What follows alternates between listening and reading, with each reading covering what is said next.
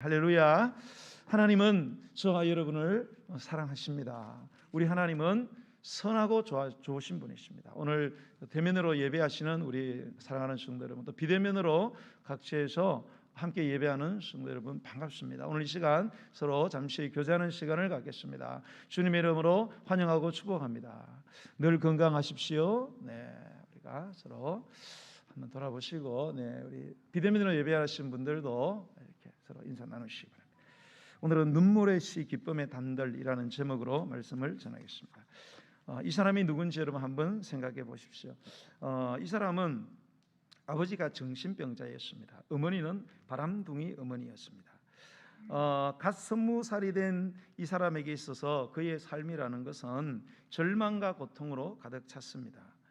아버지는 정신병자였는데 정신이 오락가락 할 때마다 이 아들을 붙들고 하는 말이, 너는 내 인생의 찌꺼기다, 너는 어떤 일도 제대로 해낼 수 없을 거다라는 온갖 악담을 퍼부었다고 합니다.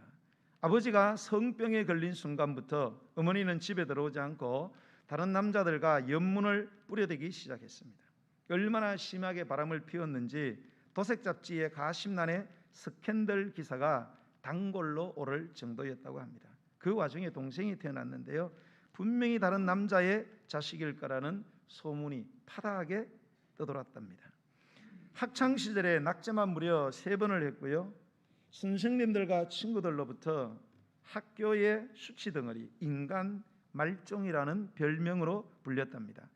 심지어는 전교생이 모인 가운데서 이 사람을 세워놓고 우리 학교에서 가장 멍청한 녀석이라는 창피를 주기도 했습니다. 그래서 그는 살인 충동 그리고 자살 충동에 시달렸다고 합니다.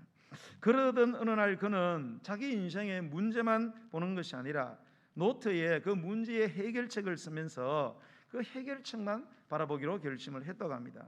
결국 그는 아버지의 좋은 점만 보게 되었고 아버지를 존경하게 되었다고 합니다. 어머니와도 화해를 하고 어머니라는 그 사실 하나만으로 무한한 존경과 감사의 마음을 어머니에게 표현했다고 합니다. 그러자 어머니는 바람둥이 생활을 청산하고 오직 아들의 성공을 위해서 발이 닳도록 뛰어다니는 어머니로 변화되고 말았다고 합니다. 이 사람은 매일 5시간 이상 반드시 독서하고요, 2시간 이상은 반드시 운동한다는 원칙을 세우고 실천했습니다. 장교로 임관되어 전쟁터에 배치되고도 하루에 5시간 이상씩 독서를 했고요, 전투를 하다가 어깨뼈 부상을 당한 와중에도 어깨를 붕대로 감싸고 2시간 이상 운동을 했다고 합니다. 그러자 그의 인생이 완전히 바뀌어져 버렸습니다. 꼴찌, 멍청이라는 소리는 어느새 우등생, 명석한 두뇌의 소유자라는 소리로 바뀌게 되었습니다. 약해 빠진 신체의 소유자라는 평가는 어느새 보기 드문 탄탄한 근육을 가진 사람이라는 평가로 바뀌게 되었습니다. 가까이 하기 싫은 사람, 어두운 사람이라는 평판은 친해지고 싶은 사람, 항상 웃음을 잃지 않는 밝은 사람이라는 평판으로 바뀌게 되었다고 합니다. 그는 결국 최연소 국회의원에 당선되었고 20세기에 가장 위대한, 세계에서 가장 위대한 지도자 중에 한 사람이라는 평가를 받는 위대한 정치가가 되었는데요, 여러분, 이 사람이 바로 누구냐? 영국의 윈스턴 처칠 수상입니다. 여러분, 사람은 결코 현실의 실패 때문에 실패하는 것이 아닙니다. 이상을 향한, 미래를 향한 삶의 열정 그리고 삶의 희망이 식어버리고 절망을 할 때 사람은 실패하고 결국은 실패자가 되고 마는 것입니다. 자, 오늘 우리가 본문 시편 126편을 읽었습니다. 이 본문의 여러분 성경적 표제를 보면 성전에 올라가는 노래라 이렇게 되어 있습니다. 성전에 올라가는 노래, 이 노래는 바벨론 70년 포로에서 돌아온 이스라엘 백성들이 이 성전에 예배하러 올라갈 때마다 포로 귀환의 그날을 회고하면서 부른 노래라는 것입니다. 학자들은 학개나 스가랴 선지자 또는 이 에스라 이 제사장 등을 이 시편의 저자로 지목을 하지만 저자가 정확하지는 않습니다. 여러분이 아시다시피 역사적으로 이스라엘은 나라가 망하고 성전이 파괴가 됩니다. 그래서 백성들은 바벨론으로 포로로 끌려가 70년의 말할 수 없는 고통을 경험하는 민족이 됩니다. 그때의 아픔과 괴로움은 너무나도 컸습니다. 이들은 바벨론 강가에서 버드나무에 수금을 걸어놓고 망향의 슬픔에 젖어 눈물로 회개하고 또 다짐하면서 하나님 우리를 회복시켜 달라고 기도하면서 그들은 회복을 기다렸습니다. 마침내 하나님은 기적적으로 이스라엘을 다시 본국으로 돌아오게 하신 것입니다. 자, 70년의 포로 생활에서 극적으로 해방되어서 이 예루살렘으로 돌아온 이 사실은 그 당시 이스라엘 백성에게는 믿지 못할 정도로 그런 놀라운 일이었습니다. 마치 제2의 출애굽이라 할 만큼 도저히 기대하지 않았던, 기대를 완전히 뛰어넘는 놀라운 일이었습니다. 오늘 우리가 읽은 1절과 2절의 말씀에 보면 그 분위기가 전달이 되고 있는데요. 자, 우리가 1절과 2절의 말씀을 한번 읽어보겠습니다. 시작. 여호와께서 시온의 포로를 돌려보내실 때에 우리는 꿈꾸는 것 같았도다. 그때에 우리 입에는 웃음이 가득하고 우리 혀에는 찬양이 찼었도다. 그때에 문나라 가운데서 말하기를 여호와께서 그들을 위하여 큰 일을 행하셨다 하였도다. 아멘. 그들이 바벨론 포로 70년에서 해방되어서 기적적으로 그들이 돌아오게 되어 있을 수도 없는 일이었습니다. 네, 바벨론이 망하고 바벨론을 멸망시킨 바다메세 이 바사 페르시아 제국의 제1대 왕 고레스 왕이 하나님의 감동을 받고 이스라엘 백성들에게 본국으로 돌아가라는 거예요. 가서 너희들의 성전을 건축하라. 이방인의 왕이 이런 정말로 그들은 그때 꿈꾸는 것 같아. 꿈꾸는 것. 야, 이게 정말로 현실인가? 이 꿈이 아닌가 싶어서 막 돌을 꼬잡아보고 막 귀 땡기고 서로 막 허벅지를 꼬집어보고 아픈 거예요. 정말로 꿈 같은. 정말로 그때 이스라엘 백성들은 그들의 입에서 웃음이 가득했고 혀에는 찬양의 함성이 넘쳤다고 기록을 하고 있습니다. 이스라엘 백성뿐만 아니었어요. 다른 민족들도 그것을 바라보면서 야, 저들의 여호와 하나님이 저들에게 큰 일을, 인간이 도저히 상상할 수 없는 그런 일을 이루었구나라고 함께 놀랐다는 거예요. 자, 그때 그런 놀라운 기쁨과 놀라운 찬양들이 있었는데 오늘 3절과 4절로 오면은 이러한 기쁨의 감정이 이 반전이 되기 시작합니다. 그러면서 그들은 하나님을 향한 회복의 기도를 드리는 것을 우리가 발견하게 되는데요. 자, 우리가 3절과 4절을 한번 읽어보겠습니다. 3절 4절 시작. 여호와께서 우리를 위하여 큰 일을 행하셨으니 우리는 기쁘도다. 여호와여 우리 포로를 남방 시내들 같이 돌려 보내소서. 자, 여호와께서 우리를 위하여 큰 일을 행하시니 우리는 기쁘도다. 이게 뭔가 하면 여호와께서 우리를 위해 큰 일을 행하셨으니 우리는 얼마나 기뻤던가. 이렇게 과거를 해석하면서 그래 그때를 우리가 생각해 그때 우리가 얼마나 기뻤냐. 꿈인 줄 알았다. 우리는 입만 열면은 찬양을 하고 우리는 뭐가 그래 좋은지 막 웃으면서 얼마나 우리가 그때 기뻤던가. 그런데 그 다음에 여호와여 우리 포로를 남방 시내들 같이 돌려 보내소서라는 이런 간구를 하고 있습니다. 자, 이 남방 시내가 뭔가면 이스라엘 최남단은 네게브라는 사막지대가 있습니다. 그건 완전 광야고 그는 죽음의 땅. 1년 내내 비가 내리지를 않습니다. 일반적으로. 그런데 그런 완전히 메마른 죽음의 땅에 풀 한 폭이 살지 못하는 그러한 땅에 갑자기 폭우가 내릴 때가 있어요. 갑자기 폭우가 내리면 그 황량한 사막과 광야에 뭐가 생기느냐? 거대한 시내, 강이 생긴다는 거예요. 여러분 상상해 보세요. 사막에 강이 생긴다. 이건 뭐 시내들이라고 표현한 것은 거대한 강을 말하는 거예요. 그런 강들이 생겨요. 우리가 이제 흔히 이거 학생들이 이제 학교에서 배울 때 와디라는 거거든요. 와디. 갑자기 하늘에서 막 그냥 양동이로 막 물 붓듯이 막 부어져 가지고 없던 큰 강이 생긴다는 거예요. 지금 뭐냐? 그 죽음의 땅인 이 사막이 생명의 꽃이 피는 그러한 땅으로 변하는 것처럼 하나님 우리를 회복시켜 달라는 거예요.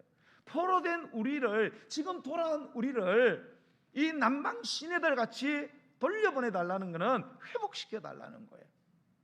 자, 그러면 왜 시편 기자는 과거의 기쁨을 회상하다가 지금 이런 회복의 강구를 드리고 있는 것입니까? 그 이유는 그들에게 꿈만 같았던 기쁨과 웃음과 찬양의 현실은 이제 과거의 경험이 되어 버렸기 때문입니다. 지금 그들의 현재는 이전과는 너무나 달랐다는 거예요. 자, 바벨론 포로에서 이스라엘 백성들은 기적적으로 하나님의 섭리와 간섭 가운데 동국으로 귀환을 했어요. 그들이 돌아온 이유는 딱 한 가지였어요. 성전을 재건한다는 그 희망을 품고 고국으로 돌아왔습니다. 그러나 그들을 기다리는 현실은 그들의 기대와는 너무나도 달랐어요. 그들은 그런 설레는 성전 건축의 희망을 가지고 그들은 들어와서 성전 건축을 시작했습니다. 그러면 주변에서 많은 사람들이 도와주고 환경이 받쳐줄 줄 알았는데 성전을 건축하자 성전을 방해하는 세력들이, 원수들이 생기기 시작했어요. 끊임없이 성전을 건축 방해를 하고 위협을 했습니다. 여러분, 이 성전 건축을 위해서 바벨론에서 돌아온 이 이스라엘 백성들은 단순한 사람들이 아닙니다. 이스라엘 백성들은 70년의 포로 생활을 했어요. 바벨론이라는 나라는 강경 정책을 써서 노예들에게 좀 강하게 그렇게 억압을 했지만 바벨론이 망하고 페르시아가 바사 제국이 들어가면서 이 고레스 왕은 융화 정책을 썼어요. 그래서 포로된 자들에게 굉장히 많은 혜택들을 줬습니다. 네. 이스라엘 백성들은 어려운 중에도 그들의 기반을 다지고, 그리고 바사 제국이 들어왔을 때는 그들은 그곳에서 엄청난 부와 지위를 누릴 수 있는 길들이 열려졌고 또 그거를 누리고 있었어요. 네. 그래서 여러분 보면은 다니엘이라든지 느헤미야라든지 에스라라든지 이런 사람들, 에스더라든지 이런 사람들이 성공적으로 그렇게 살아가는 모습을 있잖아요. 그런데 이 사람들은 비록 노예였지만은 바사 제국 때는 그들은 엄청난 그런 평안한 삶을 누리고 있었어요. 많은 기득권을 갖고 있어요. 그들은 그거를 다 내려놓은 거예요.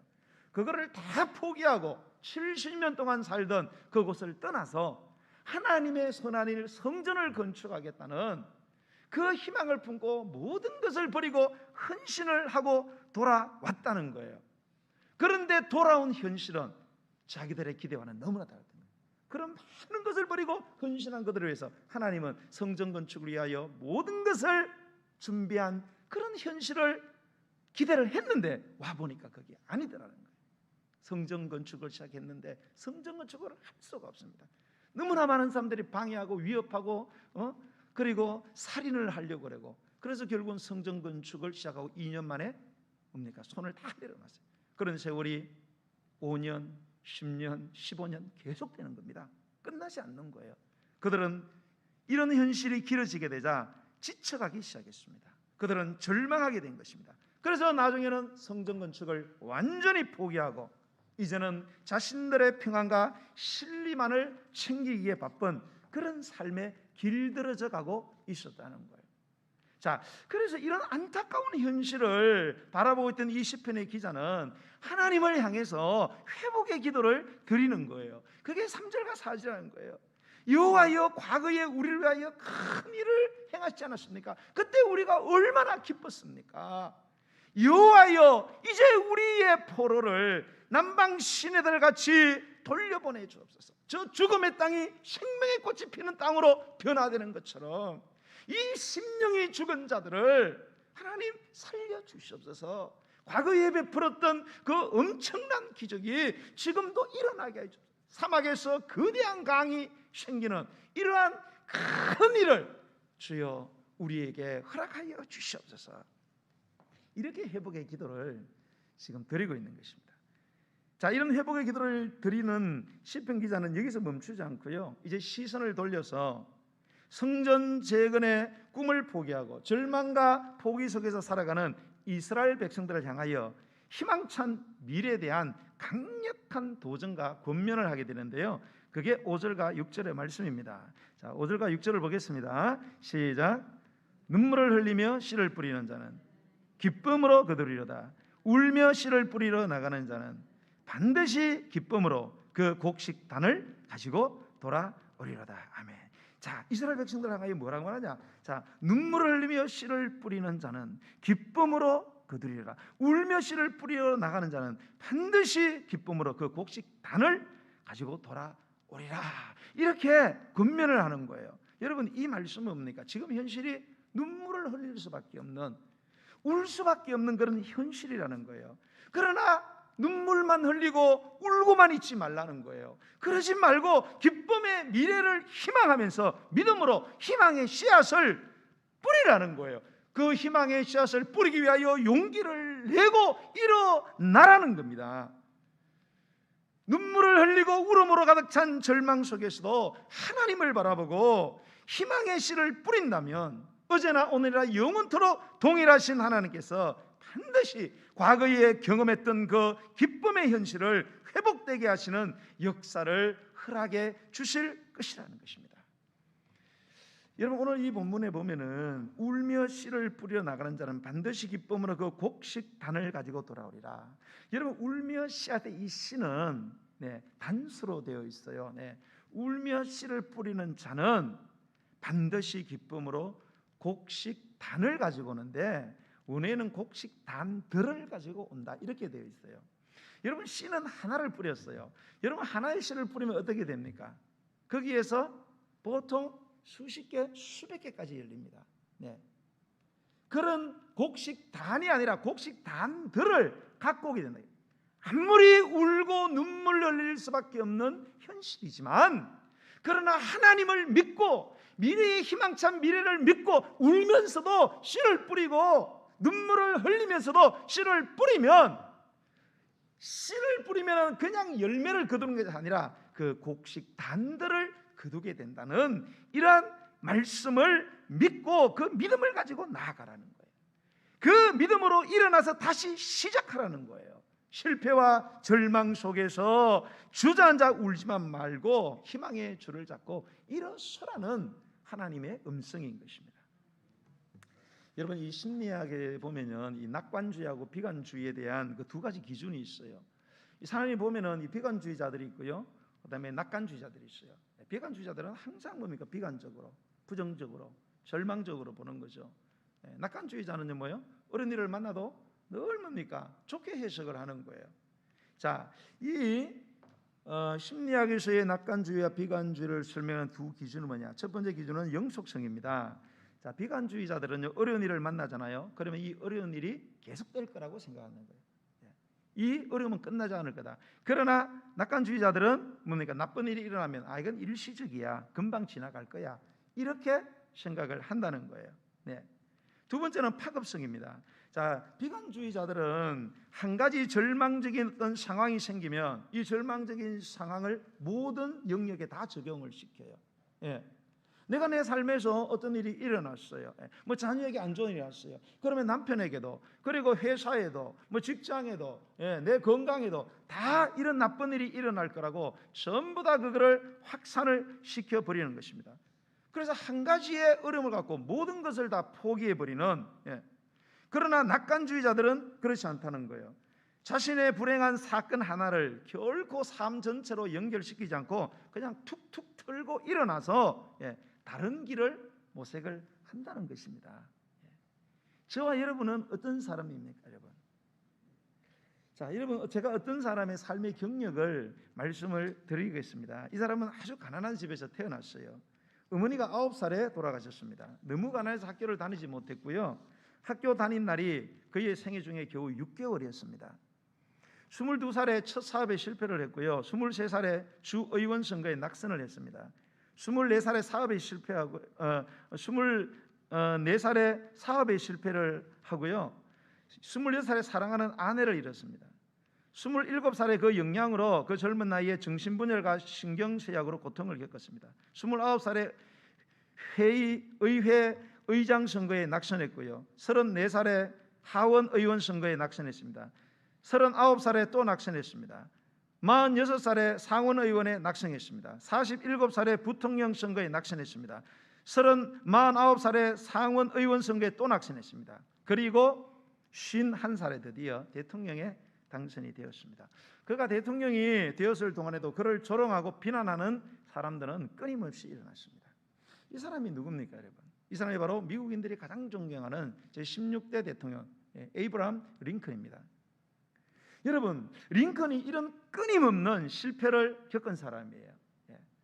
여러분들도 이런 실패를 겪었는지 모르겠어요. 얼마나 실패를 겪었는지 모르겠어요. 여러분, 한 30년 동안이에요. 이 사람은 한 30년 동안을 끊임없이 사회적으로, 개인적으로, 가정적으로 완전히 실패를 겪은 이런 링컨의 마음과 모습이 30년 동안 어떠했을 거라고 여러분 상상하십니까? 주저앉아 울고 싶지 않았겠어요? 낙심한 그런 실패로 인한 낙심한 표정을 짓지 않았겠어요? 무기력하게 침묵하는 모습이었을까요? 아니면 이를 악물고 원망하는 표정이었을까요? 우린 그렇게 상상할 수 있습니다. 그러나 링컨은 결코 그렇게 하지 않았다는 거예요. 그는 인생으로 일어서지 못하게 하는 일이 계속 찾아올 때마다 실패가 주는 이야기에 귀를 기울이지 않았다는 거예요. 여러분, 링컨이 이 30년 동안 취한 행동은요, 우리 모두의 예상을 완전히 빗나가게 합니다. 자, 그는 이런 말을 했어요. 잘 들어보세요. 나는 선거에서 실패했다는 소식을 듣고 곧바로 음식점으로 달려갔다. 그리고 배가 부를 정도로 많이 먹었다. 그 다음 이발소로 가서 머리를 곱게 다듬고 기름을 듬뿍 발랐다. 이제 아무도 나를 실패한 사람으로 보지 않을 것이다. 왜냐하면 난 이제 곧바로 다시 시작을 했으니까 말이다. 배가 든든하고 머리가 단정하니 내 걸음걸이가 곧을 것이고 내 목에서 나오는 목소리는 힘찰 것이다. 이제 나는 또 시작한다. 다시 힘을 내자. 에이브라함 링컨, 너는 다시 힘을 내자. 이렇게 했다는 거예요. 실패했어요. 막 머리 찌르기 아니고 뭐예요? 어디로 가요? 음식점에 가서 막 좋아하는 음식 샥 먹고, 그 다음에 어디 가요? 이발소 가지고 머리를 샥 하고 막 기름을 샥 바르고. 누가 그 사람 보고 실패자라고 이야기했어요? 그건 난 다시 시작한다는 거예요. 여러분, 링컨은 실패의 순간마다 이렇게 고백하면서 또 다시 출발했다는 거예요. 그는 계속 이렇게 말합니다. 나는 계속 배우면서 나를 갖추어 간다. 언젠가는 하나님이 나에게 기회를 주실 것이다. 그렇게 고백하면서 나갔다는 거예요. 특히 여러분, 이 링컨은 그 성경을 사랑했잖아요. 어머니가 9살에 돌아갈 때 그 링컨의 손을 잡고 링컨아, 너는 절대 이 성경을 네 손에서 놓으면 안 된다. 성경이 너를 지켜줄 것이다. 그래서 링컨은 끊임없이 성경을 읽고 사랑했던 사람이고요. 지금도 그 에이브라함 링컨의 그 기념관에 가면 이 성경책이, 그 손 떼면 성경책이 진열되어 있다고 하잖아요. 이 링컨은요, 실패할 때마다 무엇보다 성경을 열심히 읽었습니다. 그리고 성경이 말한 그대로 믿고 실천을 했어요. 실패라는 원수 같은 현실을 만날 때마다 전혀 개의치 않고 성경에 나와 있는 대로 미련해 보일 정도로 순진하게 믿고 행동을 했다는 거예요. 링컨은 이골이 날 정도로 실패하여도 상처 하나 없이 끄덕하지 않고 그는 견디어냈는데 그 힘이 뭐냐? 바로 성경에서 그 힘을 얻었다는 거예요. 그는 실패의 순간마다 나는 지금 배우고 있는 과정이다. 이 배우는 과정이 끝나면 하나님이 내게 기회를 주실 것이라는 하나님의 약속을 조금도 의심하지 않았기 때문에 그는 낙심하지 않았다고 한 것입니다. 그는 말하기를 지금은 내가 실패했지만 틀림없이 하나님은 나를 구원하시고 사용하신다는 그 믿음 때문에 아브라함의 링컨의 하나님은 어쩔 수 없이 그가 믿는 대로 이루어지지 않을 수 없었던 것입니다. 사랑하는 성도 여러분, 여러분은 지금 어떤 일로 지쳐 계십니까? 여러분은 이제는 더 이상 못 참겠다고 혹시 주저앉아 있지는 않습니까? 여러분들이 겪고 있는 아픔과 여러분의 절망은 무엇입니까? 요즘 여러분은 어떤 한계 상황에 부딪혀 있습니까? 그리고 여러분을 낙심시키고 있는 그것이 무엇입니까? 여러분이 아침에 눈을 뜨면 여러분의 눈에 눈물만 나게 하는 그 절망이 무엇입니까? 사랑하는 성도 여러분, 오늘 우리 주님은 이 말씀을 통해서 저와 여러분에게 미래적 추수의 기쁨을 기대해 보라고 지금 격려하고 계십니다. 추수의 환희를 약속해 주고 계십니다. 여러분, 피 흘림이 있는 곳에는 반드시 축복이 있다는 사실을 여러분 기억하시기 바랍니다. 여러분, 영어에 보면 이 피를 흘리다는 말, 이 블리드란 말과 이 축복한다는 블레스란 말이 어원이 같아요. 너무 재밌잖아요, 그죠? 피 흘리다 블리드, 그리고 축복하다 블레스 되어 있습니다. 이 블리드와 블레스가 어원이 같아요. 네. 여러분, 우리 주님은요, 어떤 어려움의 낭패 속에서도 피눈물을 흘리면서 희망의 씨앗을 심기 위하여 절망의 자리를 박차고 일어나면 반드시 처절한 눈물로 뿌린 씨앗에 대한 추수의 기쁨, 추수의 축복의 단들을 가지고 돌아올 것이라는 그런 확신을 우리가 갖게 되고 나아갈 때에 하나님은 그것을 반드시 이루어 주신다는 믿음으로 나아가는 저와 여러분이 되시기를 주님의 이름으로 간절히 축원합니다.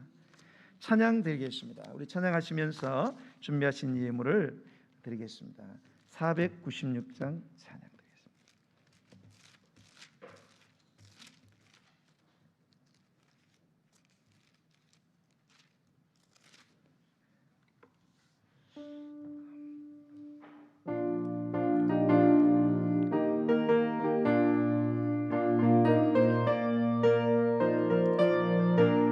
새벽부터 우리 사랑함으로써 저녁까지 씨를 뿌려봅시다. 열매 차차이고 곡식 거둘 때에 기쁨으로 단을 거두리로다. 거두리로다. 거두리로다. 기쁨으로 단을 거두리로다.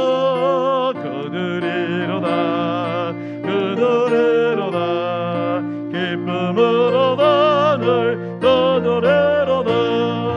비가 오는 것과 바람 부는 것을 겁을 내지 말고 노려봅시다.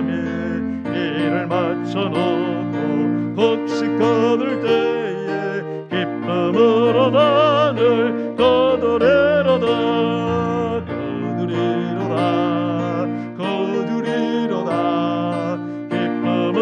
단을 거두리로다.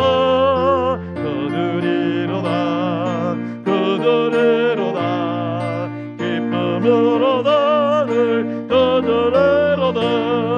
씨를 뿌릴 때에 나지 아니할까 염려하며 심히 애탈지라도 나중 예수께서 생천하시리니 기쁨으로 단을 거두리로다. 거두리로다.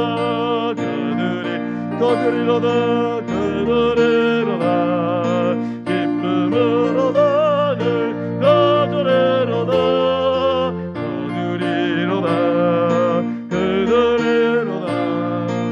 기쁨으로 단을 씨를 뿌릴 때에 나지 아니할까. 씨를 뿌릴 때에 나지 아니할까 염려하며 심히 애탈고 나중 예수께서 기쁨으로 단을 거두리로다. 거두리로다. 거두리로다. 기쁨으로 단을 거두리로다. 기쁨으로 단을 거두리로다. 오늘 이 시간 주신 말씀을 기억하고 기도하기 원합니다. 이스라엘 백성들은 하나님의 명령을 받고 기쁨으로 돌아왔지만 그들을 기다리는 현실은 기쁨이 아니라 절망이었어요. 절망이 계속될 때 그들은 결국은 사명을 다 내려놓고 그들은 정말로 방향을 잃어버리고 목적을 잃어버린 바다 한가운데 배처럼 그들은 그렇게 방황하며 살아갈 수밖에 없었습니다. 저와 여러분은 어떻습니까? 여러분, 코로나가 계속되고 있습니다. 코로나 팬데믹으로 인해서 많은 사람들이 지쳐가고, 특히 소상공인들은 절망하고 자살하는 사람들이 생기고, 인생을 멋대로 살아가는 사람들이 생기셔요. 우리 신앙인들도 마찬가지입니다. 코로나가 길어지게 되니까 여러 가지 지치고 힘든 상황들이 벌어지고 있습니다. 오늘 이러한 시대에 하나님은 오늘 말씀하고 계십니다. 울며 씨를 뿌리라는 것입니다. 아무리 힘들어도 울고만 있으면은 아무것도 거둘 수 없다는 거예요. 아무리 눈물이 나고 피눈물이 나도 하나님을 믿는 믿음으로 미래의 그 하나님의 축복을 기대하면서 기쁨으로 씨를 뿌리면, 울면서 씨를 뿌리면 기쁨으로 곡식 단들을 가지고 돌아오게 될 것이다. 우리의 상상을 뛰어넘는 하나님의 역사가 일어날 것이라고 권면하고 있습니다. 성도 여러분, 저는 그런 생각을 했어요. 여러분, 우리의 미래는 어떻게 될 건가를 어떻게 알 수 있느냐? 저는 이 말씀 준비하면서 여러분 집에 돌아가셔서요, 거울을 바라보세요. 여러분 거울 속에 비쳐있는 모습이 저와 여러분의 미래입니다. 여러분 거울을 바라보는데 여러분의 거울이 힘들고 어렵지만 환하게 웃고 계시는지, 인상을 쓰고 절망하고 화를 내고 있는지, 거울 속에 비쳐있는 여러분의 모습이 미래의 내 현실이라는 사실을 꼭 기억하세요, 여러분. 그리고 여러분, 아무리 힘들어도 하나님 아버지 믿음으로 내가 희망의 씨앗을 뿌리는 자가 되게 하여 주시옵소서.